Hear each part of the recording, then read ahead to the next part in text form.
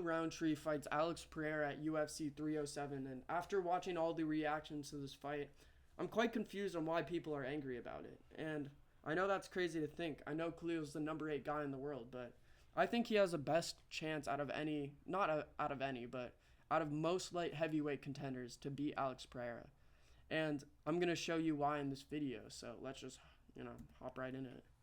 So when looking at this matchup, I think it's very easy to see that Khalil Rountree is the smaller guy. He's kind of a midget. I know he has bricks for hands and he's buff as shit, but Khalil Rountree against a Muay Thai guy who's way taller than him, who can pick him apart from range, is just not the smart pick. And I agree with that, and that's why I'm not picking him. But I think a lot of people are not really looking at this matchup for what it is. When people look at Alex Pereira nowadays, they see him as a one-punch KO artist. All of his fights have ended in the first round KO in his past 3, I believe. And I think a lot of people are expecting that on every single fight. And I think Alex Pereira expects that from himself in every fight nowadays. I think that Khalil Rountree's style will be the best at disrupting that type of thing. Where Khalil Rountree is one of these guys who's very tentative. He likes to pick his shots. He likes to mix it up with leg kicks. But whenever you see him fight, you'll see him very still. He'll be kind of shelling up and just waiting for the perfect opportunity to pick his punch. And that's what I think is going to be hard for Alex Pereira. I think Alex Pereira is going to be very quick to try to get him out of here. I think he's going to overlook him. And I think Khalil Rountree, who is really good at just picking punches, seeing angles, I think he's going to land any shot. And the thing about Pereira is that he's a great kickboxer, but after a meaty blow actually lands on Alex Pereira, he's stunned. He's always stunned. There's never been a time where he's been hit clean and he's not been stunned. And that's the thing. Khalil Rountree, being this big, powerful striker who can just throw from anywhere, is going to be way more dangerous than a normal type of striker like Jamal Hill, who's going to be tentative on the feet, who's going to use his normal-ass leg kicks and 1-2s.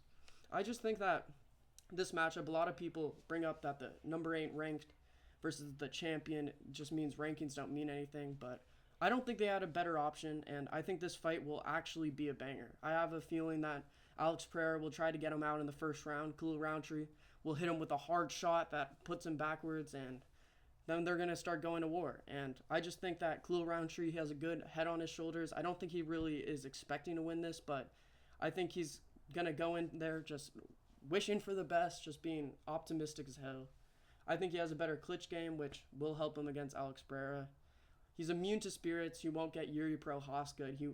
The fact that Yuri Prohaska was actually getting affected by just some spirits that weren't even real is crazy to me. But I just think that when you look at unproven guys like Steve Erceg, Khalil Rountree is a lot more proven than that. So I think we should watch out for Khalil Rountree in the future. And yeah. So just, we're just going to summarize this.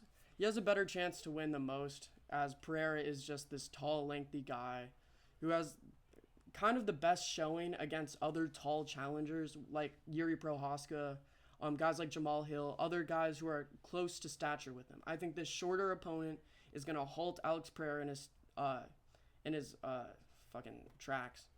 And I think the head movement of Khalil Rountree will just eventually get to him. And the KO power, bro. I think people just need to realize when Khalil Rountree hits you, it's a bigger thud than most. And he's super tentative, so a lot of the times they won't fall. They'll just look very upset after they get hit with a Khalil Rountree punch. And yeah, I think that the other performances that people say that were close, like MMA Guru with the Justin Jacoby fight, he says that was a robbery. In my opinion, I watched that fight back, and I know Dustin Jacoby was outlanding him, but just the thud on the punches of Khalil Rountree, it wasn't like he was getting outstrucken by a million. The UFC stats are wrong. I'm just going to say that.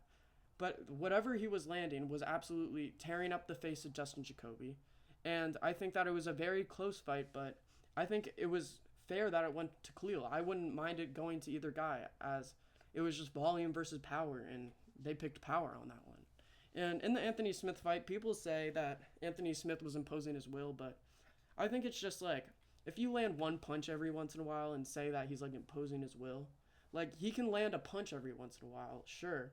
And I think that was probably bad that Anthony Smith was able to do that, but it wasn't like he was hitting him with these combos that were like crazy. It was these tentative, he was waiting for him to be super still, and then he would hit him with the right.